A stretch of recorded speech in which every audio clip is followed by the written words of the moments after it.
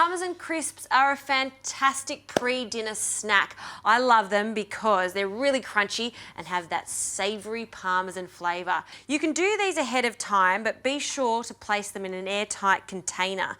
Now, I'm just going to cut off the rind of this cheese. And you know what? You don't actually have to throw this away. Sounds weird, but placing these in a bolognese gives it a really rich flavour. It's a really good tip that a nonna taught me.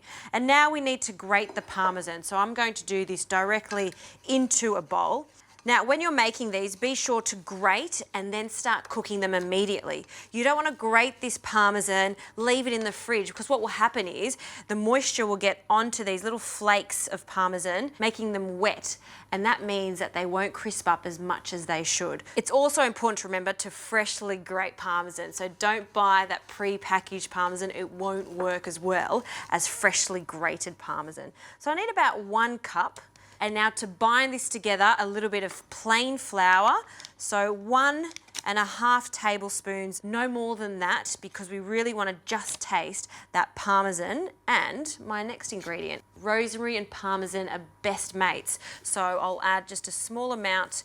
We'll just pick off the leaves. It's got quite a strong flavour to it, so I just need a small handful, about a teaspoon's worth, and then finally chop it. Other fantastic herbs that go with these Parmesan crisps include thyme. Thyme would be really lovely for this. So any hard herb works nicely. Run your knife through it a few times so there's no big chunky bits, because these are going to be really thin, almost cobweb style crisps. Done. Let's put that into the bowl. Now for some freshly cracked pepper.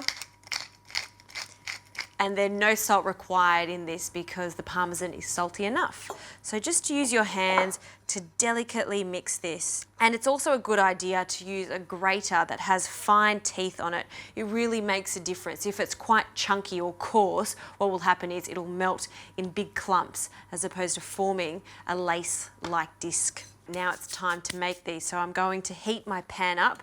I'm using a large crepe pan because it has a small lip around the side.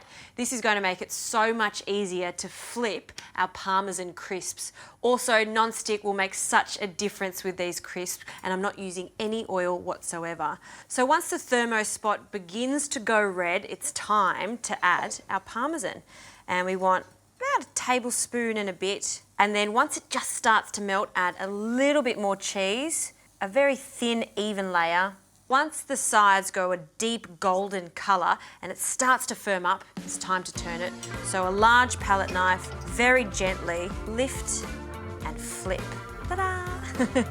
That's the first crisp almost done. Now I'll just cook this for another 30 seconds on that side, then we're going to take them out. They'll be really pliable at this stage, but once they cool down, they'll become very crispy.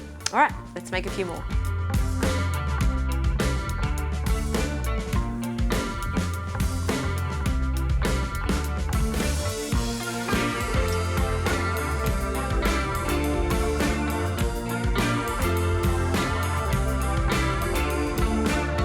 I'm so happy with these crisps.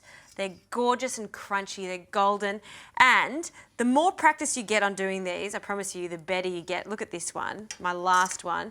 See how thin it is? It's like lace. You can almost see through it, and that means it's going to be even crispier. So the best way to get this result is to have that fresh Parmesan cheese, just a little bit of flour. A non-stick pan will seriously make a difference when it comes to flipping these little beauties. And like I said, they are perfect with a pre-drink. A nice, crisp, cold wine with it is truly a match made in heaven. When my friends come over, they always get very excited when they smell these delicious Parmesan crisps frying in the fry pan. Listen to this. Oh, perfect.